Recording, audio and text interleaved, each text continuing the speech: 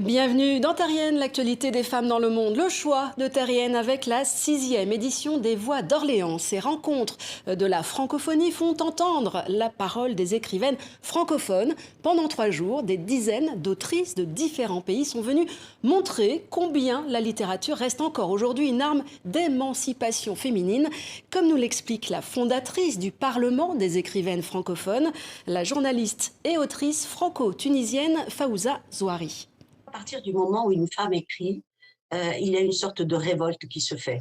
Parce qu'elle passe une frontière donnée, la frontière de la tribu, la frontière de la norme, du clan. À partir du moment où on dit « je », on est censé ouvrir la fenêtre sur un monde intime qui, depuis des siècles, a été identifié au monde féminin. Souvent, les femmes s'engagent dans l'écriture parce qu'elles donnent à lire non seulement un univers intérieur, un univers intime, mais elles donnent à lire les répressions, les oppressions, les injustices.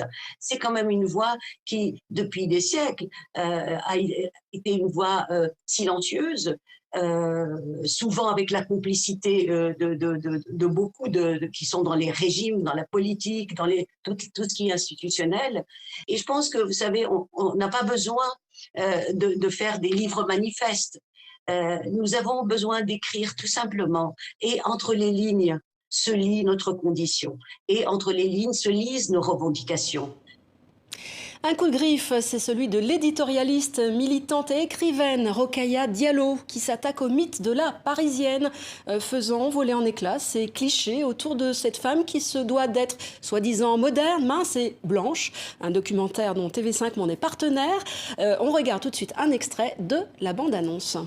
Quand on parle de la Parisienne, on va imaginer la femme longiligne, blanche, blonde, les yeux bleus, qui est assise sur son canapé avec son verre de vin.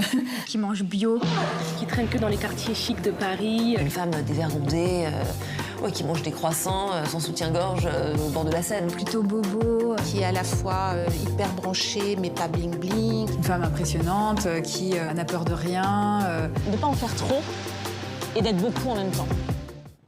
Et le coup de cœur de Terrienne cette semaine à Viviane Mayer, l'une des plus grandes photographes du XXe siècle, disparue en 2009. Le musée du Luxembourg à Paris rend hommage à son œuvre et à son parcours atypique. On peut y découvrir des archives inédites et notamment des films en couleur tournés par cet artiste dont le talent est resté bien trop longtemps sous silence. Des vidéos et des clichés qui nous plongent dans l'Amérique urbaine des années 50. Des infos à retrouver bien sûr sur le site de Terrienne. À la semaine prochaine.